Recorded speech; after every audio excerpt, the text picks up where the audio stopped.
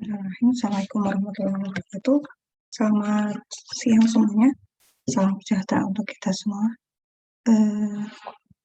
Siang ini ketemu dengan saya, Gita Apriliani, untuk mata kuliah metodologi keperawatan. Kali ini kita akan membahas tentang perencanaan keperawatan. Ya, kita langsung saja ke slide berikutnya. Kita bahas dulu untuk definisi dari perencanaan. Perencanaan adalah pengkajian yang sistematis dan identifikasi masalah dan penentuan tujuan dalam melaksanakan serta cara atau strategi untuk mengembangkan sebuah desain asuhan keperawatan. Pengertian yang lain adalah perencanaan merupakan pengembangan strategi desain untuk mencegah, mengurangi, mengatasi masalah-masalah yang telah diidentifikasi dalam diagnosa keperawatan. Jadi langkah perencanaan ini dilakukan setelah kita melakukan diagnosa keperawatan sebelumnya. Desain perencanaan akan menggambarkan sejauh mana perawat mampu menetapkan cara menyelesaikan masalah dengan efektif dan benar. Adapun tujuan dari perencanaan secara administratif adalah untuk mengidentifikasi fokus kepada klien atau kelompok berupa aspek kuratif dan aspek promotif. Nah, aspek kuratif ini lebih bersifat pada diagnosa aktual, sementara aspek promotif ditujukan untuk diagnosa sejahtera. Tujuan lain dari perencanaan juga membedakan tanggung jawab perawat dengan profesi lain. Di situ nanti digambarkan bagaimana seorang perawat melakukan asuhan keperawatan mandiri dan juga kolaboratif. Tujuan administrasi dari perencanaan juga menyediakan suatu kriteria guna penanggulangan dan evaluasi keperawatan, menyediakan kriteria dan klasifikasi klien sesuai dengan masalahnya. Adapun tujuan klinik dari perencanaan adalah menyediakan suatu pedoman dalam pelaksanaan tindakan keperawatan, mengkomunikasikan dengan staf perawat dan apa yang akan diajarkan, apa yang akan diobservasi, dan apa yang akan dilaksanakan. Menyediakan kriteria hasil sebagai pengulangan dan evaluasi perawatan dan merupakan gambaran rencana tindakan atau intervensi yang spesifik secara langsung bagi individu, keluarga, dan tenaga kesehatan lain untuk melaksanakan tindakan. Adapun langkah-langkah perencanaan dimulai dari menentukan prioritas diagnosa keperawatan, ya, berupa diagnosa aktual dan potensial dan resiko, ya, aktual dan resiko. Kemudian yang kedua, menentukan tujuan dan kriteria hasil. Yang ketiga, menentukan tindakan, termasuk tindakan rasional. Dan yang keempat adalah dokumentasi. Nah, adapun format perencanaan keperawatan bisa terlihat di sini, ya. Jadi ini diagnosa, teman-teman bisa menggunakan Anda. Kemudian untuk tujuan dan kriteria, ada unsur SMART dan NOC, dan intervensi ada ONEC dan NIC. Baru kemudian rasional. Jadi skema formatnya seperti ini. Bagaimana menentukan prioritas masalah keperawatan? Untuk menentukan prioritas masalah keperawatan, kita terlebih dahulu harus mengerti apa itu tujuannya. Nah, tujuan dari perencanaan sendiri adalah untuk menentukan masalah yang akan menjadi skala prioritas untuk terlebih dahulu diselesaikan atau diatasi oleh perawat.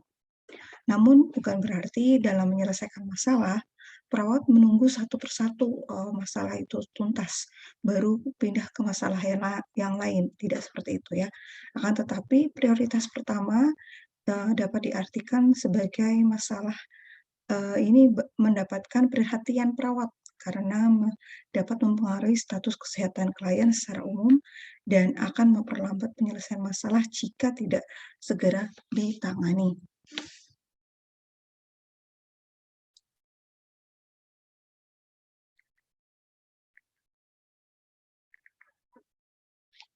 Ya, berikutnya cara memprioritaskan diagnosa masalah berdasarkan kebutuhan dasar manusia.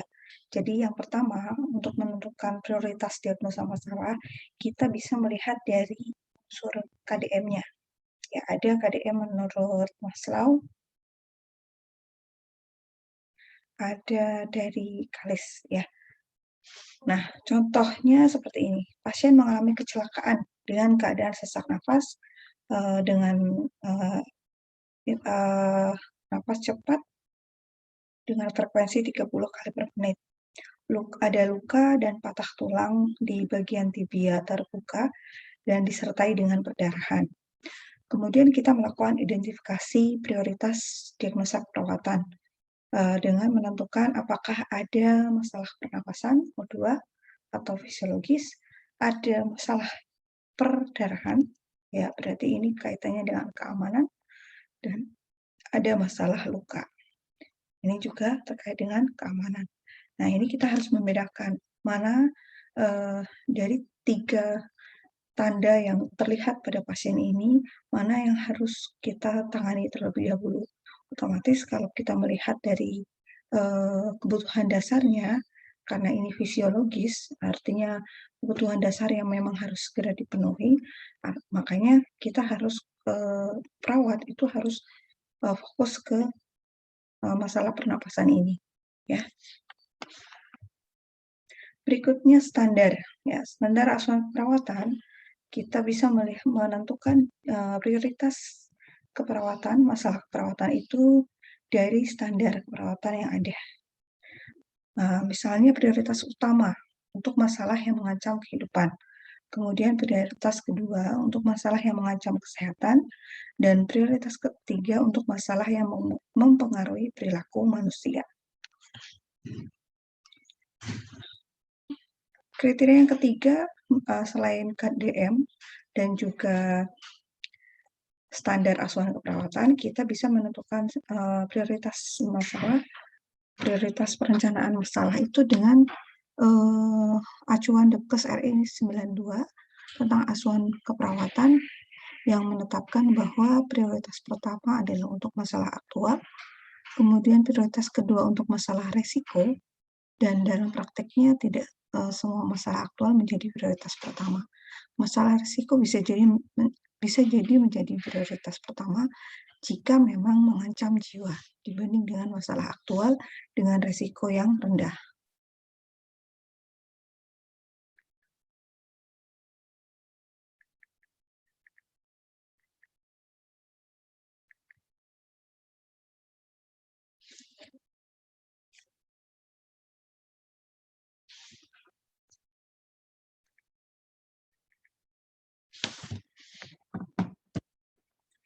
Berikutnya, kriteria yang keempat menurut pendekatan body system.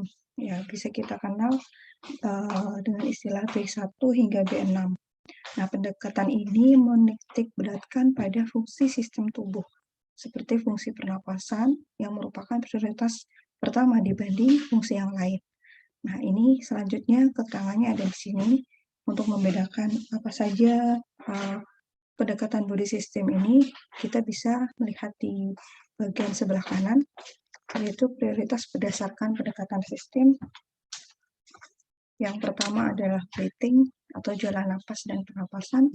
Yang kedua, blood atau sirkulasi darah. Yang ketiga, brain atau kesadaran. Ini hubungannya dengan otak. Jadi kalau ada cedera otak, kita bisa memberikan prioritas pada B3 ini.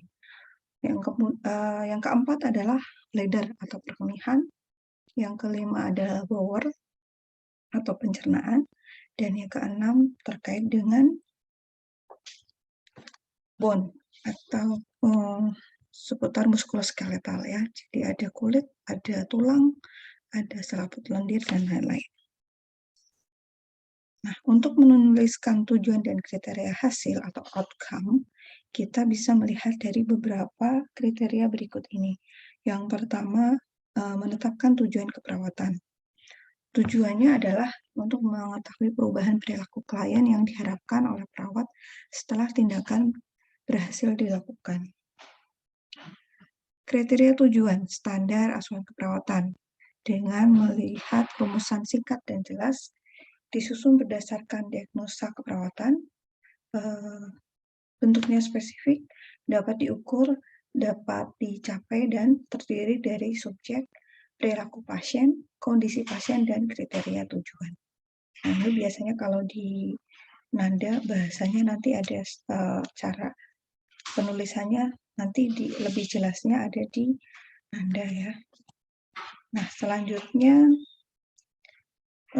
dalam menentukan perencanaan kita juga berpedoman pada beberapa hal. Yang pertama adalah berfokus pada klien. Nah, fokus pada klien ini merupakan kriteria hasil yang harus ditujukan pada keadaan klien. Bagaimana menunjukkan apa yang akan dilakukan klien, kapan, sejauh mana tindakan akan dilaksanakan. Kemudian kriteria yang kedua adalah singkat dan jelas, yaitu dengan menggunakan kata-kata yang singkat dan jelas, sehingga memudahkan perawat untuk mengidentifikasi tujuan dan rencana tindakan.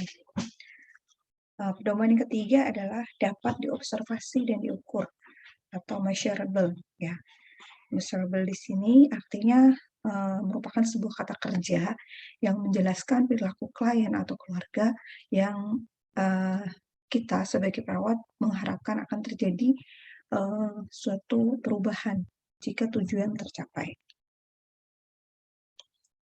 Contoh kata kerja yang measurable atau dapat diukur, misalnya dengan menuliskan kalimat menyatakan, melaksanakan, ya. Jadi pasien atau keluarga menyatakan, pasien atau keluarga melaksanakan, atau misalnya adanya penurunan dalam tingkat suhu, adanya peningkatan pada aspek kognitif, adanya peningkatan pada keterampilan yang dimiliki pasien. Nah, dengan kata-kata ini kita bisa menggambarkan sebuah capaian yang bisa terukur. Kemudian ada batas waktu. Nah, batas pencapaian hasil harus ditulis dalam kriteria hasil. Misalnya 3 kali 24 jam, berarti 3 kali ya, 3 hari. Nah, ini harus tertulis dengan jelas agar bisa menjadi sebuah pedoman bagi perawat kapan tindakan ini bisa dievaluasi.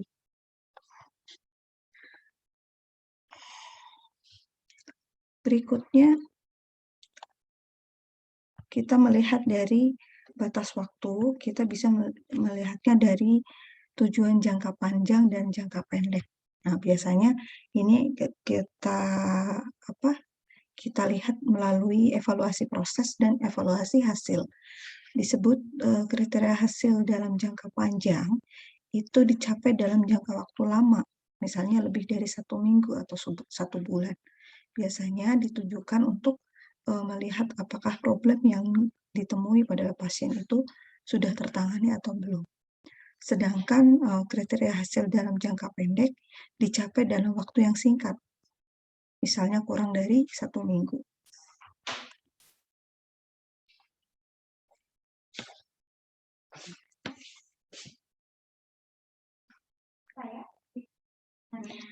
Selanjutnya, syarat yang berikutnya, pedoman yang berikutnya adalah kriteria hasilnya itu dapat ditulis secara realistik.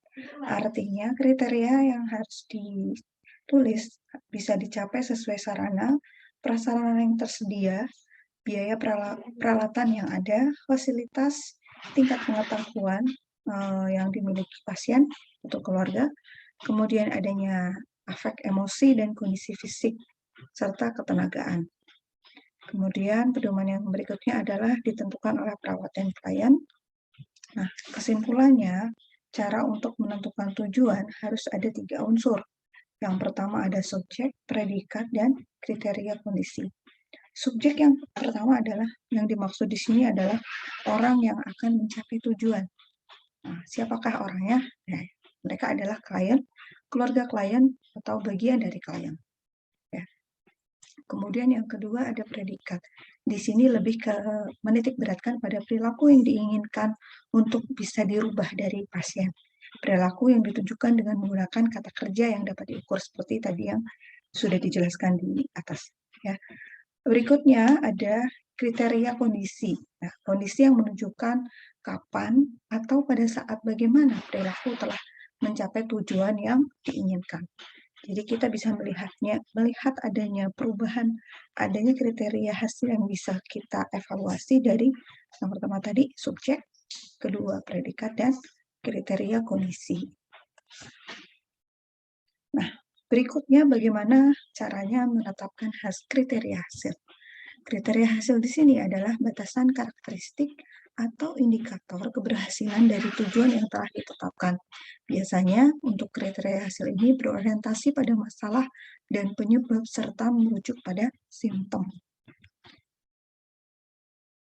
Nah, contoh bagaimana kita menetapkan kriteria hasil dengan pedoman SMART. Ya, SMART ini singkatan dari spesifik atau tujuan dan kriteria harus spesifik dan tidak menimbulkan arti ganda. M-nya itu measurable atau dapat diukur khususnya perilaku klien dan data lain. Achievable atau dapat dicapai.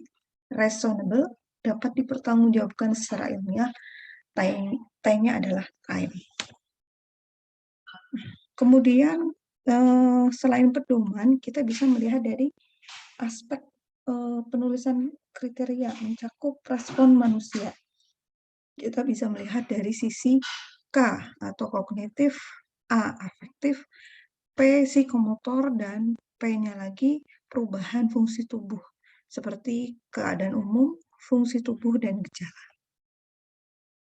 Nah, apa saja yang termasuk perubahan dalam aspek kognitif atau cara pikir klien? Merupakan perubahan pengetahuan klien dari tidak tahu, kurang tahu, dan salah konsep menjadi tahu dan mempunyai konsep yang benar. Ya, tadinya mungkin pasien menganggap tidak boleh makan makanan yang amis untuk pasien luka bakar misalnya. Itu karena salah pengetahuan ya. Nah, setelah dikasih pengetahuan atau edukasi oleh perawat, ada perubahan kognitif ya, perubahan konsep dari pola pikir klien dari yang dulu ke yang sekarang. Kemudian kriteria hasil bisa disusun berdasarkan pengulangan informasinya yang telah diajarkan pada klien dengan bertanya, menyebutkan, menjelaskan, atau melakukan menjelaskan kondisi ya. Seperti contohnya, resiko tinggi perubahan status kesehatan berhubungan dengan kurang pengetahuan tentang diabetes. Nah, ini menunjukkan adanya kurang pengetahuan. Kriteria hasilnya dari sisi ini setelah di akhir pengajaran pertama, klien bisa mengidentifikasi apakah itu yang dinamakan diabetes, menjelaskan hubungan dengan diet, insulin, dan aktivitas.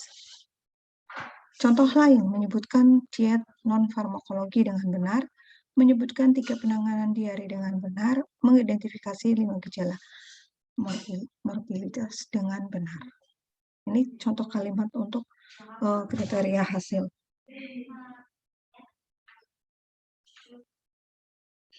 Berikutnya afektif adalah perubahan status emosi dari keadaan menolak, pengingkaran, marah, tidak kooperatif, dan seterusnya menjadi asertif atau kooperatif. Contoh adanya kriteria hasil dari sisi afektif itu misalnya seperti ini. Gangguan konsep diri atau harga diri berhubungan perubahan body image mastektomi yang kedua. Nah, setelah dilakukan tindakan keperawatan, kita menentukan kriteria hasil dengan kalimat sebelum pulang dari RS, klien mampu mengungkapkan perasaannya tentang kehilangan. Ada kegiatan positif untuk berhubungan dengan staf dan pengunjung sesama klien. Contoh lain dari kriteria hasil yang berhubungan dengan aspek afektif, misalnya menyatakan keinginannya untuk berhubungan dengan staf, mengungkapkan perasaan kecemasan secara terbuka, mampu mengidentifikasi perasaan tentang aspek positif dan negatif diri dengan seimbang. Nah, berikutnya dari sisi psikomotor, kita bisa melihat kriteria hasil yang diharapkan untuk mengidentifikasi apa yang seharusnya dilaksanakan oleh klien sebagai hasil rencana pengajaran. Contohnya, mampu mendemonstrasikan cara penyuntikan insulin dengan benar. Jadi ada perubahan psikomotor ya, tindakan.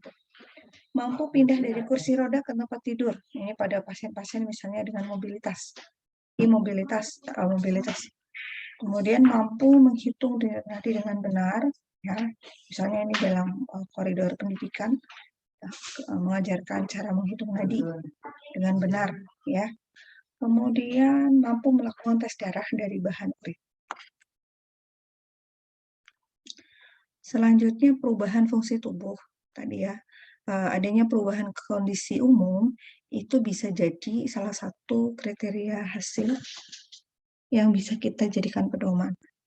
Berkaitan dengan respon tubuh yang timbul akibat keadaan patologis, tindakan atau situasi yang mengancam, perubahan perilaku yang diinginkan, kemudian kategori ini biasanya meliputi sejumlah manifestasi yang bisa diobservasi. Contohnya adalah pasiennya mengatakan rileks, pasiennya bisa terlihat rileks, konjungtiva merah muda, misalnya pada pasien-pasien yang anemi, ya. Nadi menunjukkan batas normal, suhu juga normal, dan lain-lain. Adapun sarana tindakan keperawatan bisa melalui diagnosa keperawatan aktual dan RESTI atau resiko tinggi. Nah, ini kemungkinan diagnosa bisa juga menjadi salah satu kriteria, dan diagnosa keperawatan sehat yang intervensinya ditujukan untuk memberikan penyuluhan bagaimana pasien atau klien meningkatkan kesehatan. Adapun kriteria rencana tindakan bisa dimulai dengan tindakan yang bersifat aktif, operasional, jelas, dan mudah diukur. Misalnya melalui catatan vital sign setiap pergantian shift, timbang berat badan setiap hari, dan informasi pada klien mengapa dilakukan isolasi. Nah, untuk merencanakan tindakan yang bermakna, kita bisa menggunakan pertanyaan W4 ya. Who, what, where, when, how. W3, 1H ya. Contoh melakukan irigasi luka. Ya, siapa yang akan melakukan irigasi? Luka yang mana yang akan dilakukan irigasi?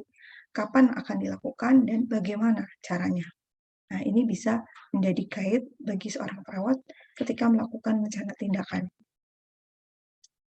Berikutnya, jika memungkinkan, klien dan keluarga dilibatkan dalam prosesnya.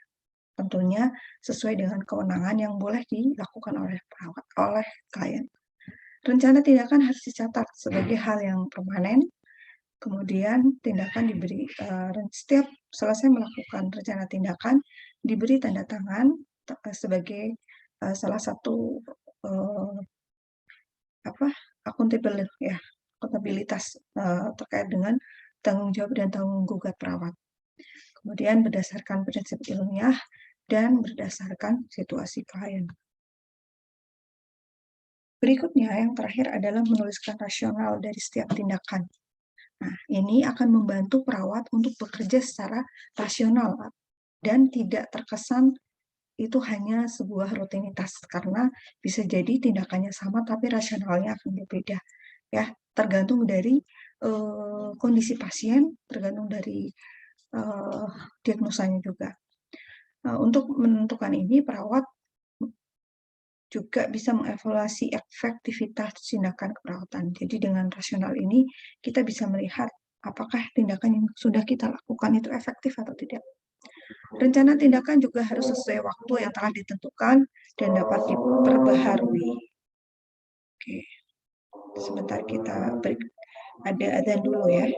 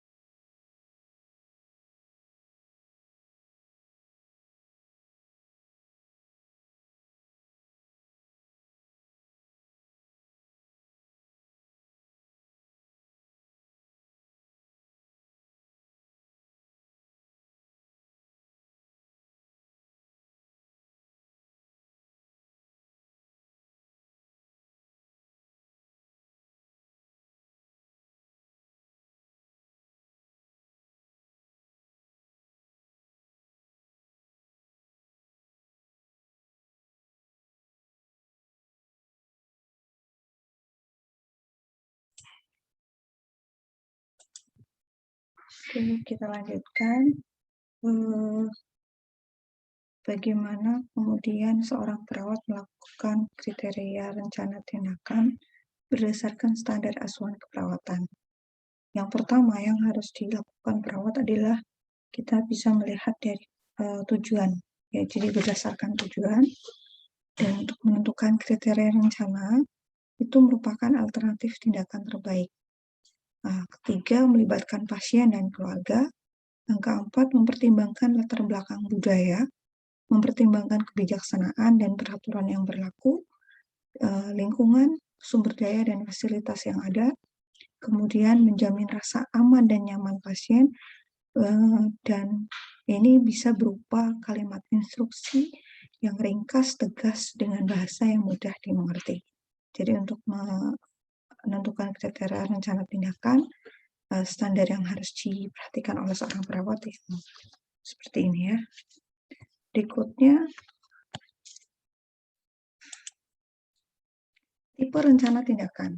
Jadi tipe rencana tindakan kita bisa melihat dari dua hal. Yang pertama, diagnostik atau bersifat observasi keperawatan yang merupakan tindakan untuk mengkaji atau observasi terhadap kemajuan klien dengan pemantauan secara langsung yang dilakukan secara kontinu. Kemudian tipe terapeutik atau nursing treatment. Hal ini bisa menunjukkan bahwa tindakan keperawatan yang dilakukan bertujuan untuk mengurangi, memperbaiki, mencegah perluasan masalah berupa intervensi mandiri perawat yang bersumber pada ilmu, kiat, dan seni keperawatan. Selanjutnya, berdasar penyuluhan atau health education adalah merupakan rencana tindakan yang ditetapkan bertujuan untuk meningkatkan perawatan diri klien dengan penekanan pada partisipasi klien untuk bertanggung jawab terhadap perawatan dirinya, terutama untuk perawatan di rumah. Jadi sifatnya nanti memandirikan klien. Kemudian yang keempat, rujukan atau kolaborasi medical treatment berupa konsultasi tambahan yang diperlukan baik di dalam maupun di luar bidang keperawatan. Rencana tindakan kolaboratif ini harus ditulis dengan jelas supaya tidak terjadi kesalahan dalam pelaksanaannya. Contoh bagaimana sebuah rencana tindakan itu bersifat diagnostik ya. Yang pertama, lakukan observasi terhadap tekanan darah, nadi, suhu, respirasi setiap 8 jam. Jadi ini kalimatnya seperti ini ya untuk rencana tindakan yang ke arah diagnostik. Lakukan. Namanya rencana berarti kan sebuah perintah. Jadi kalimatnya lebih ke arah kalimat perintah. Nah, di situ apa yang dilakukan, kemudian dilakukan setiap berapa lama. Kemudian yang kedua, contoh rencana tindakan adalah lakukan observasi terhadap intake dan output cairan per 24 jam. Nah, ini sudah jelas ya.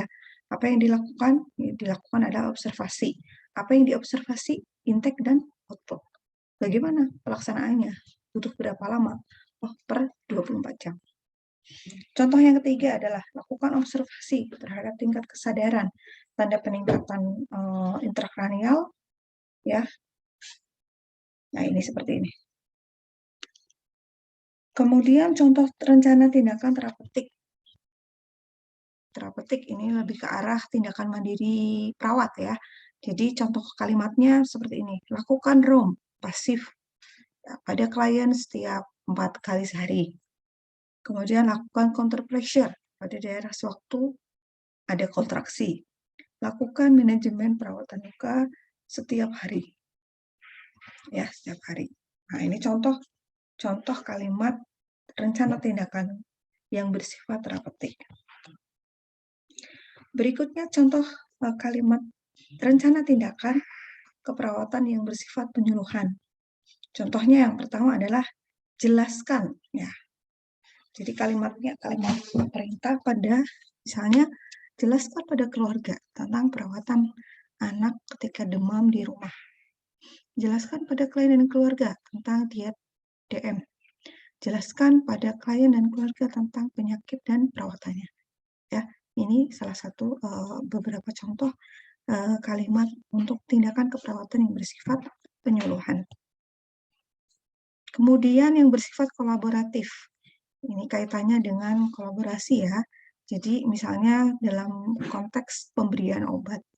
Berikan obat sesuai dengan program dokter. Misalnya paracetamol 3 kali, dosisnya berapa, bagaimana diberikan dalam dengan cara apa ya. Nah, ini tertulis dengan jelas. Ya, dosisnya ya, obatnya apa, dilakukan dengan cara bagaimana ya. Kemudian kolaborasi dengan dokter untuk pemberian obat apa ini? Antipiratik, emetik, antibiotik. Nah, ini teman-teman harus tahu ya, apa yang dimaksud antipiratik, antiemetik, antibiotik.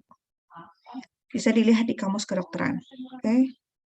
Komponen dalam penulisan rencana tindakan. Nah, dalam penulisan komponen rencana tindakan yang harus tertera di situ ada waktu, kemudian verb, kata kerja. Ya, tadi jelaskan. Observasi, ya, misalnya. Lakukan, misalnya seperti itu. Itu kalimat dalam bentuk instruksi. Subjeknya siapa tadi? Ya, siapa yang menerima tindakan perawatan? Pasien atau keluarga. Hasil akhir tujuan yang dituju dari tindakan, target waktu dalam perawat melaksanakan instruksi keperawatan, dan terakhir adalah tanda tangan perawat sebagai akuntabilitas. Nah, untuk menetapkan rasional rencana tindakan perawatan, ditujukan untuk pembelajaran, ya, proses pembelajaran, penerapan prinsip dan konsep ilmiah yang didasari ditetapkan sesuai dengan desain tindakan keperawatan. Dibuat sesuai dengan masing-masing rencana tindakan atau sub rencana tindakan.